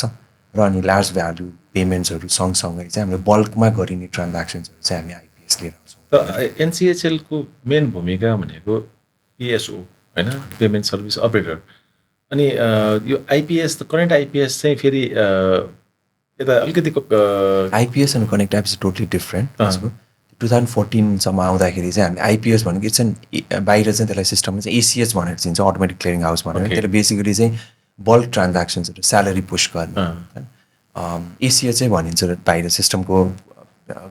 मेन नाम चाहिँ बल्क ट्रान्ज्याक्सन्स गर्नु चाहिँ स्यालेरी गर्ने डिभिडेन्डको चाहिँ मासमा चाहिँ बल्कमा ट्रान्सफर गर्ने अथवा चाहिँ इन्डिभिजुअल ट्रान्ज्याक्सन भए पनि तर अनि फ्लो वाइज चाहिँ त्यो चाहिँ डिफर्ड सेटलमेन्ट भनेर पैसा ट्रान्ज्याक्सन प्रोसेसिङ चाहिँ अटोमेट गर्छ तर पैसा चाहिँ रियल टाइममा चाहिँ ट्रान्सफर हुँदैन ब्याचमा चाहिँ ट्रान्सफर हुने सिस्टममा चाहिँ हामीले एसिएच सिस्टम भन्छौँ त्यो सिस्टमले चाहिँ हामीले चाहिँ इन्टरब्याङ्क ट्रान्सफर्सहरू गभर्मेन्टको ट्रान्सफर स्यालेरी डिभिडेन्ड्सहरू पनि बिस्तारै सुरुमा हामीले स्विफ्टलाई मात्रै भनेर सोचे पनि बाहिर एसिएच भनेर चाहिँ त्यो बल्कवाला चाहिँ पहिला जुन त्यो हामीले डिभिडेन्ड डिस्ट्रिब्युट गर्दाखेरि पनि वारेन्ट्सको थ्रुबाट चेकबाट गरिन्थ्यो कसैको कुनै एउटा कम्पनीको डिभिडेन्ड वारेन्ट डिस्ट्रिब्युट भयो भने हप्ता 10 दिनसम्म चाहिँ ब्याङ्कमा लाइन लागेर त्यो वारेन्ट लिन जाने अनि फेरि जम्मा गर्नको लागि जान्थ्यो सो त्यो 15-20 दिन छ त्यो वारेन्ट प्रोसेसिङ गर्नको लागि नै लाग्थ्यो that was the one basic use case जुन चाहिँ हामीले आइपिएसबाट चाहिँ इन्डस्ट्रीलाई चाहिँ कन्भर्स गरायो भनेको कुनै पनि कम्पनीको डिभिडेन्ड डिस्ट्रिब्युट भयो 50जना सेयर होल्डर्स रहेछ भने चाहिँ nothing to do with warrant distribution print गर्नु पनि परेन क्लियरिङ भन्ने पनि भएन त्यो कम्पनीले आफ्नो आरटी अथवा ब्याङ्कलाई चाहिँ दिइसकेपछि त्यही आइपिएस सिस्टममा बल्कमा अपलोड गर्छ बेनिफिसियरीको चाहिँ ब्याङ्क एकाउन्ट मात्र अपडेटेड रहेछ भने चाहिँ खातामा सिधै पैसा छ ह्युज अमाउन्ट ट्रान्जेक्सन त्यसमा चाहिँ अब आइपिएस भनेको नै त्यो चाहिँ तर त्यसमा चाहिँ सिजनालिटी हुन्छ ओके सो सधैँ नै एकै नासको ट्रान्ज्याक्सन हुँदैन कुनै बेला जस्तो मन्थ एन्डमा आयो स्यालेरी डिस्ट्रिब्युसन हुन थाल्यो भने चाहिँ एकदम स्पाइक माथि आउँछ ओके ट्याक्स कलेक्सन अथवा ट्याक्सको गभर्मेन्टले चाहिँ सोसियल सिक्युरिटी डिस्पर्समेन्ट गर्यो उसले त 38-39 लाखवटा बेनिफिसियरीलाई चाहिँ सोसियल सिक्युरिटी डिस्पर्स गर्नुपर्छ भने चाहिँ त त्यो चौमासिक गरिकन चाहिँ उसले पे गर्छ सो त्यसमा चाहिँ एकैचोटि चाहिँ 10-15 लाखवटा ट्रान्ज्याक्सन चाहिँ एकैचोटि कुनै पनि बेलामा पनि आउन सक्छ डिभिडेन्ड डिस्ट्रिब्युट भयो डिभिडेन्ड डिस्ट्रिब्युसनको सिजनमा एजिएम सकिएको साँझमा झ्याप्पो ट्रान्ज्याक्सन हालिदिन्छ त्यो सिजनालिटी बढी हुन्छ so the nature of system नै एकै नासको नभए त्यो पिक पिरियडमा चाहिँ मैले इन्फ्रास्ट्रक्चरलाई कसरी म्यानेज गर्छु भने द्याट्स एन च्यालेन्ज वेराज अब इसिसीको केसमा रेगुलरली ट्रान्ज्याक्सन आइरहन्छ अथवा मोबाइल ब्याङ्किङ आरपिएसहरूको केसमा कहिले कहिले स्पाइक आउला तर त्यो ग्रोथ चाहिँ ग्रेजुअल एउटै रेटमा चाहिँ अब एक्सपोनेन्सियली ग्रो भएर गए पनि त्यो ग्रोथ चाहिँ प्रेडिक्टेबल ग्रोथ्सहरू हुन्छ तर आइपिएसको केसमा चाहिँ एकदम स्पाइक्सहरू आउँछ मन्थमा त्यस्तो बेलामा चाहिँ कसरी त्यो जुन थ्रेस होल्डलाई चाहिँ कसरी हामीले ह्यान्डल गर्छौँ अब त्यसमा पनि 2-3वटा कम हुन्छ अब हाम्रो वालाको केसमा चाहिँ अब अहिले हामीले अब त्यो एकदमै हराइजन्टल त भर्टिकल स्केलेबल इन्फ्रास्ट्रक्चर्सहरू त होइन तर हामीले आइपिएस चलाएको पनि झन्डै अब अहिले 8-9 वर्ष 10 वर्ष भइसकेका छन् सो त्यसमा चाहिँ क्वार्टर वाइज अथवा मन्थ वाइज चाहिँ अलिकति चाहिँ स्ट्याटिस्टिकल डेटाहरू छ हामीसँग छ नि त भनेपछि अब नेक्स्ट मन्थमा डिभिडेन्ड डिस्ट्रिब्युसन हुँदैछ भने चाहिँ अहिलेदेखि नै अब त्यसमा अब के थप्ने अब सर्भरमा कोड थप्ने एप्लिकेसनको मेमोरी थपिदिने के गर्ने अनि अथवा हामीले चाहिँ लाइजनिङ चाहिँ अब कुन ब्याङ्कबाट चाहिँ प्रोसेसिङ हुँदै आइरहेको छ चाहिँ उहाँहरूसँग पनि लाइजनिङ गरिदिनेदेखि लिएर अब त गभर्मेन्टको सोसियल सिक्युरिटी डिस्पर्समेन्ट हुन लागिरहेको रहेछ भने उहाँहरूसँग पनि लाइजनिङ गर्नेदेखि लिएर त्यसलाई अलिकति प्लान्ड वेमा पनि गर्छौँ अनि सेकेन्ड चाहिँ अब अहिले चाहिँ यो जति पनि पेमेन्ट सिस्टम्सहरू छ दिज आर अल एकदमै एन्ड टु एन्ड इन्टरकनेक्टेड भइसकेका छ नि त इट्स नट जस्ट एनसिएचएल नि पठाउने ब्याङ्कको सिबिएस पनि अप टु डेट हुनु पऱ्यो उहाँहरूको इन्टिग्रेसन कम्पोनेन्टले पनि त्यसरी नै काम गर्नु पऱ्यो त्यसपछि एनसिएचएलसँगको इन्टिग्रेसन कम्पोनेन्ट हाम्रो स्विचले पनि काम गर्नु पऱ्यो फेरि रिसिभिङ ब्याङ्कको साइडमा भयो त्यो गएर फेरि गभर्मेन्ट बटनलेक चाहिँ भएको चाहिँ छ तपाईँको एक्सपिरियन्स त्यो बटनलेकलाई चाहिँ कसरी एड्रेस गरेको छ अब अहिले अब बिस्तारै त्यसमा भनेको नै बेसिकली यो चाहिँ भनेको अब भनौँ न लर्निङ सँगसँगै हामीले चाहिँ त्यो कम्युनिकेसन्सहरू इज इम्पोर्टेन्ट जस्तो लाग्छ वान अनि सेकेन्ड चाहिँ कुनै एउटा ट्रान्ज्याक्सन्सहरूमा अथवा चाहिँ बल्क ट्रान्ज्याक्सनको कुनै एउटा साइकलमा चाहिँ अप एन्ड डाउन भएको रहेछ भने चाहिँ त्यसमा कुन लेगमा अथवा कुन नडमा चाहिँ अलिकति लोड आएको रहेछ भन्ने चाहिँ हेरेर त्यसलाई चाहिँ अब नेक्स्ट टाइमको लागि चाहिँ एटलिस्ट 2x 3xलाई सपोर्ट गर्ने गरी के गर्नुपर्ने हो सर्भर थप्नुपर्ने हो त्यसको एप्लिकेसनमा नै हामीले केही ट्विकिङ गर्नुपर्ने हो अथवा चाहिँ त्यो एप्लिकेसनलाई नै स्केल अप गर्नुपर्ने हो भन्ने कुरा हेर्नुपर्ने हुन्छ त्यसमा धेरै चाहिँ एनसिएचएलको एन्डमा हामीले त्यसरी नै स्केल अप गरेर लिएर गइरहेको हुन्छौँ। एकैचोटि अब भनौँ न 1 करोडको ट्रान्ज्याक्सन ह्यान्डल गर्ने भनेर त्यो सिस्टम त पाइएला, तर त्यो level of investment is going to be huge नि। हामीलाई त्यो चाहिँ अब 10 वर्षपछि आउने रहेछ भने मैले अहिलेदेखि इन्भेस्ट गर्ने कुरा भएन। तर अब त्यो इन्टरकनेक्टेडनेसको कारणले गर्दाखेरि कतिपय केसेसहरूमा चाहिँ अब चाहिँ बिस्तारै ब्याङ्कको सिबिएसमा पनि रिथिङ्क गर्नुपर्ने हो। सिबिएसै नभए पनि सिबिएसलाई जानेर छुन्छ इन्टिग्रेसनको अथवा आइएसओको कुराहरू भयो अथवा एपिआइजहरूको कुराहरू भयो अथवा त्यो इन्टिग्रेसनको कम्पोनेन्टलाई पनि स्केल अप गर्ने कुराहरू चाहिँ अब चाहिँ देखिन थालेको छ। जस्तो अब मैले इक्जाम्पलै लिन्छु, अहिले अब यो असार मन्थमा चाहिँ बेसिकली नेपाल सरकारले अहिले सोसियल सेक्युरिटी डिस्बर्समेन्ट चाहिँ पुस गर्छ। सरकारको तर्फबाट आउने सबभन्दा बल्कमा आउने ठुलो ट्रान्ज्याक्सन छ। त्यो सँगसँगै अरू पेन्सन स्यालेरीहरू पनि आउँछ। त्यो चाहिँ 4-5 दिनको दौरानमा एकैचोटि जान्छ। अनि कतिपय केसेसहरू चाहिँ बेनिफिसियरी सरकारले दिने बेनिफिसियरिजहरू चाहिँ सरकारी ब्याङ्कहरूमा चाहिँ त बढी बेनिफिसियरीको खाताहरू बढी छ नि त, चाहिँ त्यहाँ लोड पनि त्यही जान्छ। भनेपछि त्यो चाहिँ सिबिएसभन्दा माथिको चाहिँ इन्टरफेसेसहरू भयो, इन्टिग्रेसनको कम्पोनेन्ट्सहरू त्यो चाहिँ अपडेटेड गरेर स्केल अप चाहिँ हामीले गरेनौँ भने त्यो ठ्याक्क अड्किन्छ। अनि अड्क्यो भने चाहिँ स्लो भएर चाहिँ जाने केसेसहरू पनि देखिन्छ। सो त्यसरी नै अब डिभिडेन्डहरूको केसहरूमा पनि आइरहेको हुन्छ। सो ब्याङ्कहरूसँग चाहिँ हामीले भेरी क्लोजली कन्सल्ट गरेर त्यो इन्टरफेसेसहरूमा इन्टिग्रेसन्सहरूमा चाहिँ टाइम एन्ड अगेन चाहिँ कामहरू चाहिँ भइरहेको हुन्छ त्यसमा। सो त्यो चाहिँ अब 14-15 सम्ममा त हजुरको यो पिएसपी पिएसओ भन्ने सेग्रिगेसन पनि थिएन त। अघि सोध्नु भएको कुराहरूको केसमा चाहिँ NCHL was actually establish as a separate entity र अनि राष्ट्र ब्याङ्कको एप्रुभल पनि यो चाहिँ त हाम्रो राष्ट्र ब्याङ्कको ऐन र बाफियालाई टेकेर उहाँहरूले चाहिँ स्पेसल एप्रुभलको थ्रुबाट चाहिँ एनसिएचएललाई इस्टाब्लिस गरेको। पछि हाम्रो जुन यो 1475मा हाम्रो पेमेन्ट सेटलमेन्ट एक्ट आइसकेपछि बल्ल अनि त्यो चाहिँ एक्ट अनुसार चाहिँ कन्भर्ट गरेर गएको छ। त्यो एक्ट आउनुभन्दा अगाडि नै is a whole set of systems infrastructure that was already build. ECC, IPS, even connect IPS was also establish. Connect IPS पनि हामीले स्टार्ट गर्दाखेरि चाहिँ it was primarily meant for हाम्रोमा त्यति बेलासम्म पनि हाम्रो रियल टाइम अथवा चाहिँ फास्ट पेमेन्ट सिस्टम्सहरू भन्ने थिएन त्यति बेला। भनेको मैले एज अ कस्टमर कसैलाई चाहिँ ट्रान्सफर गर्नु भने चाहिँ रियल टाइममा नै रियलाइज गर्ने त कुनै पनि किसिमको इन्स्ट्रुमेन्ट्सहरू थिएन। कार्डको चाहिँ अब अलिकति थियो, तर त्यसमा पनि क्रेडिटरलाई त इमिडिएटली रियलाइजेसन त हुँदैन, द्याट्स डिम एक्सेप्टेड जस्तो गरिकन चाहिँ सेटलमेन्ट भइसकेपछि मर्चेन्टले पैसा पाउने हो नि त। चाहिँ अब त्यो इन्टरनेसनल एरिनामा हामीले हेऱ्यौँ भने चाहिँ त्यो फास्ट पेमेन्टको रूपमा अथवा इन्स्टेन्ट पेमेन्टको रूपमा चाहिँ it was already being started. तर त्यति बेला पनि हामीले यो स्टार्ट गर्दाखेरि कनेक्ट आइपिएसको प्रोजेक्ट जुन 2015मा हामीले स्टार्ट गर्दाखेरि पनि इन्टरनेसनली यो फास्ट पेमेन्ट सिस्टम्सको अथवा इन्स्टेन्ट पेमेन्टको वर्ल्ड वाइड पनि हजुरको 20-22वटा कन्ट्रिजमा बाहेक त्यति चलिसकेको थिएन सुरुको फेजेसहरूमा चाहिँ। That's where we started our connect IPS as a fast payment च्यानलको रूपमा, जसमा चाहिँ we took a reference, very good reference of Sweden, जहाँ चाहिँ उहाँहरूको एउटा स्विस भन्ने एउटा प्लेटफर्म छ which is a fast payment system. अनि त्यहाँ चाहिँ इन्डिभिजुअल ब्याङ्क्सहरूको आफ्नो मोबाइल ब्याङ्किङ हुँदैन। So wide level common brand for national ब्रान्डको रूपमा बस्छ। इट्स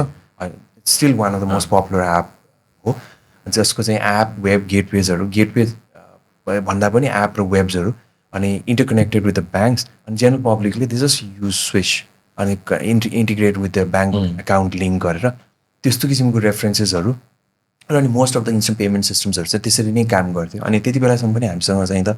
कोर रियल टाइमको स्विच चाहिँ थिएन। So that's where we develop our connect IPS. अनि कनेक्ट आइपिएसलाई चाहिँ एक्चुअल फन्ड मुभमेन्टको लागि चाहिँ हामीले चाहिँ कनेक्ट आइपिएसलाई आइपिएसमा जोडिदियौँ।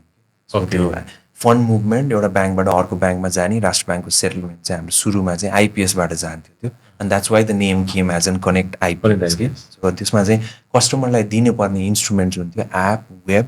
त्यसैको गेटवे पनि हामीले बनाएर and we knew 2 of the use cases which were major that we wanted to intervene. One was fund transfer, एउटा ब्याङ्क कस्टमरबाट अर्को कस्टमरको चाहिँ रियल टाइममा नै उसले रियलाइज पाउनु पऱ्यो, तर ब्याङ्कको सेटलमेन्ट अलग्गै हुन्छ। अनि second was we were clear on कि जबसम्म हाम्रो चाहिँ नेपाल सरकारको आफ्नो ट्रान्ज्याक्सन्सहरू चाहिँ उहाँहरूले डिजिटल गर्नुहुन्न, so they should be one of the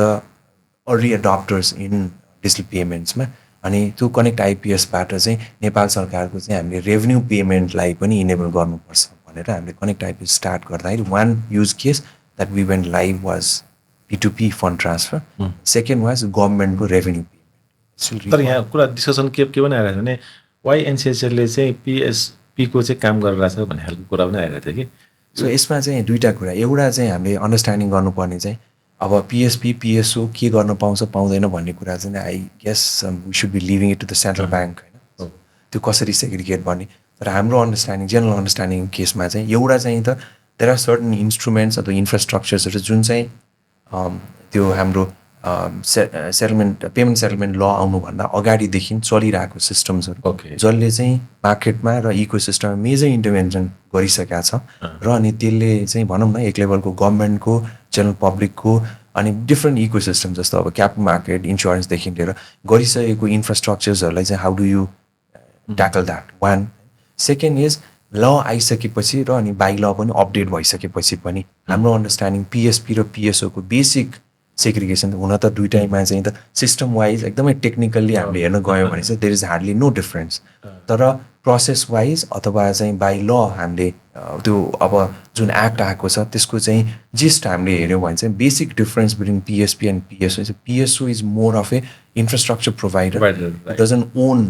customers अथवा लिगल्ली पनि गर्दैन, उसले लिगल्ली चाहिँ कस्टमर पनि ओन गर्दैन र जति पनि ट्रान्ज्याक्सन भएको छ त्यसमा चाहिँ त्यो ट्रान्ज्याक्सनको पैसा चाहिँ उसले होल्ड गर्दैन अथवा चाहिँ त्यो पैसामा चाहिँ उसको बुक्समा चाहिँ देखिँदैन इज एन पिएसओ। अनि पिएसपी इज मोर अफ ए जसले चाहिँ एक्चुअल कस्टमरलाई नै फेस गरेर कस्टमरलाई सर्भिस दिन्छ, कस्टमरलाई ओन गर्छ, कस्टमरको पैसा पनि चलाएर चाहिँ उसको बुक्समा पनि कहीँ न कहीँ देखिएको हुन्छ भन्ने चाहिँ पिएसपी। अब एनसिएचएलको केसमा पनि जुनसुकै किसिमको सिस्टम्सहरू हामीले अहिले चलाएको छ, इभन कनेक्ट आइपिएसको केसमा पनि we have provided an infrastructure. जस्तो हजुरले एपै भन्नुभयो भने पनि एप त टेक्नोलोजी न हो, त्यो त it doesn't work on itself, we don't onboard customer. त्यो एप चाहिँ एज ए प्लेटफर्मको रूपमा चाहिँ हामीले ब्याङ्कलाई दिएको छौँ, अनलेस ब्याङ्कले उसको आफ्नो कस्टमरलाई दिएर उसको ब्याङ्कको एकाउन्ट यसमा लिङ्क नगरेसम्म त केही पनि हुँदैन। अनि एकाउन्ट चाहिँ पनि ब्याङ्कको नै भयो, कस्टमर पनि ब्याङ्कको नै भयो, त्यसमा भएको पैसा जुन कारोबार हुन्छ त्यो पैसाको पनि हामीले कहीँ पनि छुँदैनौँ यसमा। फाइनल सेटलमेन्टसम्म पनि हामीले चाहिँ लास्टमा गएर चाहिँ ब्याङ्कको चाहिँ नोज टु अकाउन्ट्समा चाहिँ हामीले गर्छौँ। इभन सेटलमेन्टको पैसासम्म पनि हामीले कुनै पनि हुन्छ, that's a case for ECC, IPS, connect IPS, RPS, national payment स्विचमा पनि हामीले त्यही गरिरहेको छ। सो फन्डामेन्टल डिफरेन्स हामीले बुझेको अन्डरस्ट्यान्डिङ आई गेस हामीलाई अब राष्ट्र ब्याङ्कले बुझाएको केस पनि को बेसिसमा पनि भनेको चाहिँ अनलेस हामीले चाहिँ त्यो कस्टमर ओनरसिप लिने लिगल्ली पैसा नछोएसम्म चाहिँ द्याट्स ए पिएसओ। अदरवाइज टेक्नोलोजीको केसमा चाहिँ त फन्ड मुभै हुने हो सबैमा। So there is no difference between हाम्रो अन्डरस्ट्यान्डिङमा चाहिँ हामीले रेगुलेसनले नदिएको कामहरूको केसमा हामीले गरेको भन्नु, त्यसमाथि पनि unlike any other PSP PSO हाम्रो लाइसेन्स्ड इन्टिटी, इभन ब्याङ्क्सको केसमा पनि I cannot talk on behalf of the bank, तर जति पनि पिएसपी पिएसओजहरू केसमा चाहिँ एनसिएचएलको पर्सपेक्टिभबाट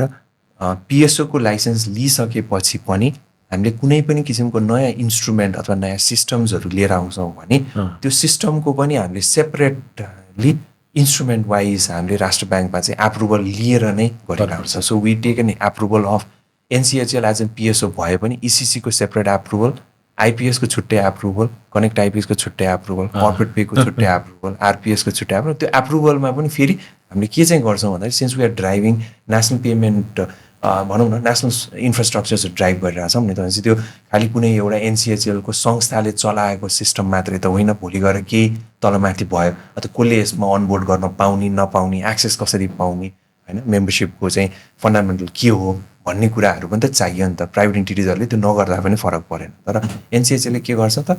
त्यो सिस्टमको एप्रुभल आइसकेपछि पनि इसिसी भयो सपोज एक्जाम्पल लिएँ मैले भने त्यसमा सञ्चालनको कार्यविधि के हो त भने त्यसको कार्यविधि नै छुट्टै हुन्छ, सेन्ट्रल ब्याङ्कले नै फेरि त्यसलाई चाहिँ इन्डोर्स गर्छ, पब्लिस हुन्छ, त्यही कार्यविधिमा बसेर that's an regulated document for us. र यसमा जो पनि पार्टिसिपेन्ट हुन्छ, ब्याङ्क होस् पिएसपी पिएस हुन्छ, उहाँहरूले चाहिँ त्यही रेगुलेसनमा चाहिँ जानुपर्छ। त्यसरी नै हजुरको यो आरपिएसको आइपिएसको अहिले जुन नयाँ आएको चाहिँ हाम्रो एनपिआइएक्स क्रस बोर्डर अथवा चाहिँ कार्डको स्विचवालासँग रिलेटेड छ। So there is a separate operating rules defined for each system. त्यसले गर्दाखेरि चाहिँ रेगुलेटरी पर्सपेक्टिभबाट एनसिएचएलले लिएर आएको सिस्टममा चाहिँ कुनै पनि किसिमको चाहिँ दुई मत छैन जस्तो लाग्छ। यसमा मार्केटले ड्राइभ गर्ने चाहिँ त अब मार्केटको इन्टरप्रिटेसन त जे पनि गर्न सक्नुहुन्छ। नेसनल पेमेन्ट स्विच के चाहिएको हो त हामीलाई अहिले भएको एक्जिस्टिङ भिजा त्यसपछि master card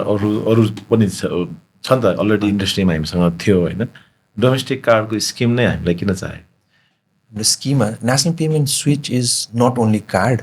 it's not an alternate to Visa, MasterCard. National Payment Switch like the broader perspective हामी हेर्नुपर्छ.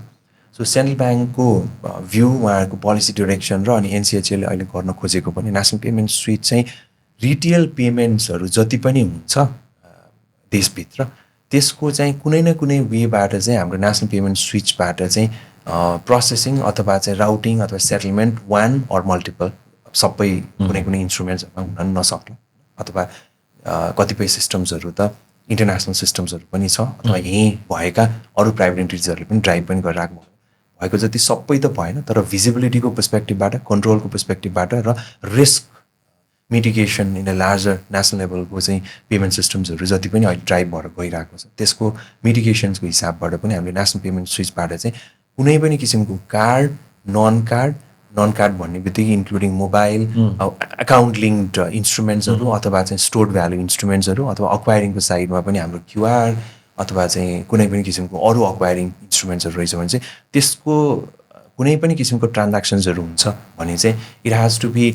मे नट बी प्रोसेसिङ तर राउटिङ सेटलमेन्ट्सहरू चाहिँ नेसनल पेमेन्ट स्विचबाट हुनुपर्छ भने that is a broader objective अब त्यसको लागि अब इन्फ्रास्ट्रक्चर सबै एउटै सिस्टमले चाहिँ कार्ड पनि त्यसैले गर्ने क्युआर पनि त्यसैले गर्ने मोबाइल पनि त्यसैले गर्ने सबै हुँदैन नर्मली त्यसको चाहिँ स्पेसलाइज सिस्टम्सहरू भएकोले हामीले इम्प्लिमेन्ट गर्ने बेलामा चाहिँ यसलाई दुईवटा इन्फ्रास्ट्रक्चर एउटा चाहिँ कार्ड बेस्ड इन्फ्रास्ट्रक्चर अर्को चाहिँ नन कार्ड बेस्ड इन्फ्रास्ट्रक्चर जसलाई हामीले आरपिएस भन्छौँ रिटेल पेमेन्ट स्विचले चाहिँ त्यसले चाहिँ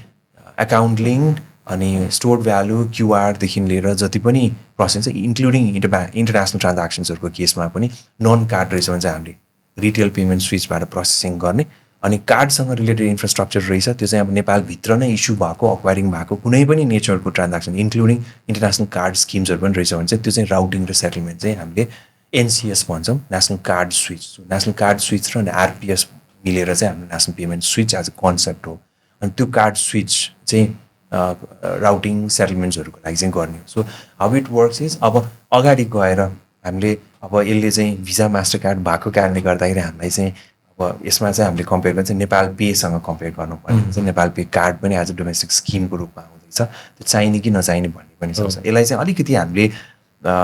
सिस्टम अथवा चाहिँ त्यो प्रडक्टको कम्पेरिजन मात्रै भन्दा पनि how it is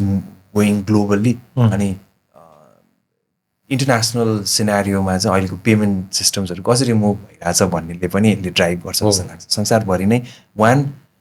real time retail पेमेन्ट्सको चाहिँ इन्स्टेन्ट पेमेन्ट्सको चाहिँ संसारभरि नै अहिले कुनै बेलामा हामीले कनेक्ट आइपी स्टार्ट गर्दाखेरि 20-22वटा थियो भने आजको दिनमा almost 85 to 90 countries who are live with instant payment systems they don't depend on the international networks international network पनि चाहिन्छ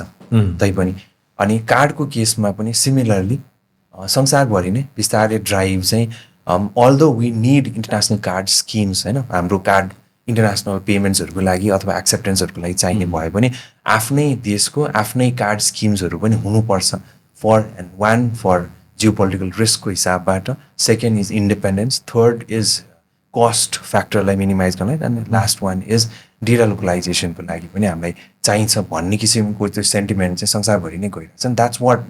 नेपालको केसमा पनि हो नेपालमा पनि हामीले अहिले हेऱ्यौँ भने चाहिँ बेसिक फन्डामेन्टल बिजनेसको साइडबाट पनि हेऱ्यौँ भने पनि आजको दिनमा कार्ड मार्केट इज अराउन्ड वर्षको नेपालको राष्ट्र ब्याङ्कको इन्फर्मल डेटाको बेसिसबाट चाहिँ ब्याङ्कहरूले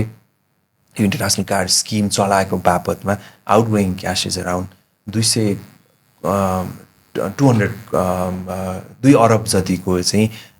आउटगोइङ फन्ड गइरहेछ अहिले dollar so that is being paid not only for बाहिरको इन्टरनेसनल पेमेन्ट हामी चाहिँ बाहिर गएर अब बाहिर कार्ड चलाएको बापतमा तिरेको अथवा विदेशी नेपालमा आएर तिरेको मात्र होइन नेपाली नै मर्चेन्टलाई तिरेको छ मसँग मलाई ब्याङ्कले दिएको एटिएम कार्ड छ डेबिट कार्ड छ मैले यहीँको एटिएमबाट चाहिँ मैले पैसा निकालेको छु नेपाली नै ब्याङ्ककोबाट भने त्यसमा जाने हो नि त यसमा अर्को क्वेसन्स के आएर छ भने जस्तो म देखेको तपाईँलाई यहाँ चाहिँ के भन्छ अहिले एनसिएचले ल्याएको चाहिँ नेसनल पेमेन्ट स्विच छ भने अरू ब्याङ्कलाई चाहिँ यो स्विच चाहिँदैन भन्ने खालको चाहिँ कन्फ्युजिङ छ कि त्यो अब अरू ब्याङ्क भन्नु अब कुनै अरू 20वटा कमर्सियल ब्याङ्कले चाहिँ आफ्नो स्विच राख्नुपर्छ कि पर्दैन? ओके, सो यसमा चाहिँ हजुरले अब भन्नुभएको चाहिँ क्वेसन्सहरू चाहिँ हामीले टाइम एन्ड अगेन आइ पनि रहेको हुन्छ यसमा। हाम्रो नेसनल पेमेन्ट स्विचको जुन त्यो कोर स्विचको हामीले जुन कुरा गरिरहेछौँ, नेसनल कार्ड स्विच अथवा part of national payment switch भन्छौँ, त्यसले चाहिँ हजुरको कुनै पनि किसिमको स्किम्सहरूको चाहिँ इस्युइङ र अक्वायरिङ यसले गर्दैन। त्यो भनेको यो स्विचले चाहिँ कसैको पनि ब्याङ्कको चाहिँ एटिएम अथवा पस ड्राइभ गर्दैन। ओके, यो स्विचले चाहिँ ब्याङ्कको सपोज भोलि गएर चाहिँ नेपाल पे कार्ड चाहिँ इस्यु गर्नु पऱ्यो भने चाहिँ यसमा इस्युइङ पर्सोको केही पनि सिस्टम्सहरू हुँदैन यसमा। सो यसले के मात्रै काम गर्छ भन्दाखेरि ब्याङ्कको अहिले भएको स्विचबाट नै उहाँले कार्डहरू इस्यु गरेर कस्टमरलाई दिनुहुन्छ। उहाँले आफ्नो एटिएम अनि पस अथवा इकमहरू चाहिँ ड्राइभ गर्नुहुन्छ अनि त्यो ड्राइभ गरेर आएको ट्रान्ज्याक्सन चाहिँ बल्ल उहाँको आफ्नो स्विचबाट चाहिँ नेसनल कार्ड स्विचमा आउने। यसले चाहिँ बल्ल अनि अर्को कुन ब्याङ्कमा पठाउने हो भनेर यसले राउटिङ पनि गरिदिन्छ। प्रोसेसिङ त कोर स्विचले नै गर्ने, सेटलमेन्टको काम चाहिँ यसले गर्छ भने यसमा अर्को चाहिँ नेपाल पेको चाहिँ स्किमको ओनरसिप चाहिँ यो नेसनल कार्ड स्विचमा हुन्छ। सो आजको दिनमा जुन ब्याङ्कले जे स्विच युज गरिरहनु भएको छ, कसैसँग आफूसँग नै स्विच छ, कसैले चाहिँ कुनै एउटा पिएसओमा चाहिँ राइड गरेर चाहिँ उहाँहरूले आफ्नो इस्युइङ अक्वायरिङ ड्राइभ गरिरहनु भएको छ भने चाहिँ त्यही मेकानिजमबाट नै उहाँहरूले हिजोको दिनमा इन्टरनेसनल कार्ड स्किमको लागि मात्रै इस्यु गरिरहनु भएको थियो अथवा अक्वायरिङ गरिरहनु भएको थियो। अब हाम्रो नेपाल पे आइसकेपछि चाहिँ त्यही स्विचलाई चाहिँ उहाँले इनेबल गरेर नेपाल पे पनि उहाँले इस्यु गर्नुहुन्छ, नेपाल पेको अक्वायरिङ र अक्वायरिङ पनि उहाँहरूले चाहिँ गर्नुहुन्छ। तर प्रोसेसिङ राउटिङ चाहिँ हजुरको नेसनल कार्ड स्विचबाट जान्छ। तर अब एनसिएचएलको केसमा अलिकति फरक आएको चाहिँ यो स्विच चाहिँ हाम्रो राउटिङ सेटलमेन्टको लागि चाहिँ नेसनल स्विच बस्ने भयो। तर एनसिएचएलले एउटा अर्को पनि हाम्रो इएफटीको स्विच पनि चलाइरहेको छ, जुन चाहिँ हामीले नेप्सलाई मर्ज गरिसकेपछि चाहिँ अक्वायर गरेर आएको जुन इन्फ्रास्ट्रक्चर छ त्यसबाट चाहिँ हामीले अहिले पनि visa, master card, union phaco चाहिँ भिजा र मास्टर कार्डको अहिले इस्युइङ र अक्वायरिङ पनि गरेर सर्भिस दिइरहेको छौँ। युनियन पेको चाहिँ हामीले अक्वायरिङ गरिरहेको छौँ, 10वटा ब्याङ्कलाई सर्भिस दिइरहेको छन् भनेपछि त्यो स्विचमा चाहिँ हामीले चेन्ज गर्छौँ। गरिदिएपछि चाहिँ त्यसबाट चाहिँ एनसिएचएलको नै इस्युइङ अक्वायरिङको सर्भिसेसहरू पनि ब्याङ्कले चाहिँ लिन सक्नुहुन्छ। सो वान स्टप सोल्युसनको रूपमा चाहिँ ब्याङ्कले आफ्नो एन्डमा स्विच नराखिकन चाहिँ पिएसओको इएफटीको सर्भिसेसको रूपमा चाहिँ एनसिएचएलमा आउनुहुन्छ भने चाहिँ द्याट्स ए सेपरेट सर्भिस जुन चाहिँ एनसिएचएलले छुट्टै दिइरहेको छौँ, जुन चाहिँ हिजोको दिनमा चाहिँ नेप्स इन्टिटीले चाहिँ दिइरहेको थियो। त्यो चाहिँ हामीसँग सोल्युसन चाहिँ अहिले पनि छ र गर्ने अवस्था चाहिँ हुन्छ जस्तो लाग्छ। अब यो सबै लगभग हामीले कभर गरेर लाग्छ, तर पनि छ मसँग अझ धेरै क्वेसन्सहरू जुन चाहिँ फेरि त्यसले कन्ट्रोभर्सियल क्रिएट होला भनेर मैले चाहिँ मनमै राखेको कुराहरू छ। त्यसले गर्दाखेरि अन्तिममा जस्तो हाम्रो दर्शकहरूलाई चाहिँ तपाईँले भन्न, मैले चाहिँ यो भन्नुपर्ने थियो भन्न छुट्याएँ कि क्या हो, मलाई चाहिँ यो चाहिँ अलिकति टचअप चाहिँ गर्नुपर्ने लागेको थियो भन्ने खालको छ भने त्यो पनि मैले राख्नको लागि रिक्वेस्ट गरेँ हजुरलाई। होइन, आई गेस हामीले राम्रै कभर गरे जस्तो लाग्छ। विक्रमजीले एकदमै स्ट्रक्चर्डसँग चाहिँ सोध्नु भएको छ। अझ एउटा फाइनल चाहिँ हाम्रो नेपालको यो फिनटेक सेक्टर चाहिँ still at the initial stage, growing फेजमा नै छौँ। सो जति पनि हाम्रो एस्पाइरेन्ट्सहरू हुनुहुन्छ, ग्रेजुएटदेखि लिएर अहिले काम गरिरहनु भएको, यो सेक्टरमा चाहिँ lots of scopes are there र अनि यसमा चाहिँ लागेर राम्रैसँग गरिने हो रहेछ भने चाहिँ क्यारियर वाइज पनि ग्रोथ नट ओन्ली नेपाल बाहेक पनि बाहिर पनि अपर्च्युनिटी एक्सट्रिमली हाई भएको कारणले गर्दाखेरि चाहिँ very good area to be जस्तो लाग्छ। So all digital, fintech, digital ब्याङ्किङदेखि लिएर जति पनि सर्भिसेसहरू छ यहाँ नेपालमा नै बनेको सर्भिसेसहरू पनि इक्वली कम्पिटेन्ट पनि छ। उहाँले त्यसमा चाहिँ युज पनि गरिदिनुहोस् भन्ने पनि चाहिँ यही पडकास्टको थ्रुबाट चाहिँ रिक्वेस्ट गर्छ। आज हामीसँग निलेशमान सिंह प्रधान हुनुहुन्थ्यो र हुनुहुन्छ र मैले धेरै जस्तो कुरा के सिकेँ भने आज चाहिँ एउटा चाहिँ लिडरसिप क्वालिटीमा हुनुपर्ने गुणहरू प्लस टेक्निकल्ली चाहिँ हामीले गर्न सकिने कहाँसम्म गर्न सकिन्छ भनेको ज्वलन्त इक्जाम्पल तपाईँ नै हो मैले अहिले देखिरहेको। किनभने एनसिएचएललाई एउटा ट्रान्सफर्मेसन एउटा लेभलमा चाहिँ जुन लिडरसिप लिएर चाहिँ कार्य गरिरहनु भएको छ त्यो चाहिँ एकदमै प्रशंसनीय छ। त्यसको लागि आज यहाँसम्म आइदिनु भयो हाम्रो पोडकास्टमा डिजिटल टक नेपालमा। हजुरलाई धेरै धेरै धन्यवाद। सँगसँगै मेरो टिमलाई पनि धेरै धेरै धन्यवाद। आज शनिबारको दिन पनि हामी यहाँ बसेर यसरी लगभग 1.5 घन्टाभन्दा बढी हामीले कुरा गरिसकेका छौँ। त्यसको लागि धेरै धेरै धन्यवाद तपाईँलाई। Thank you Vikram ji, thank you so much.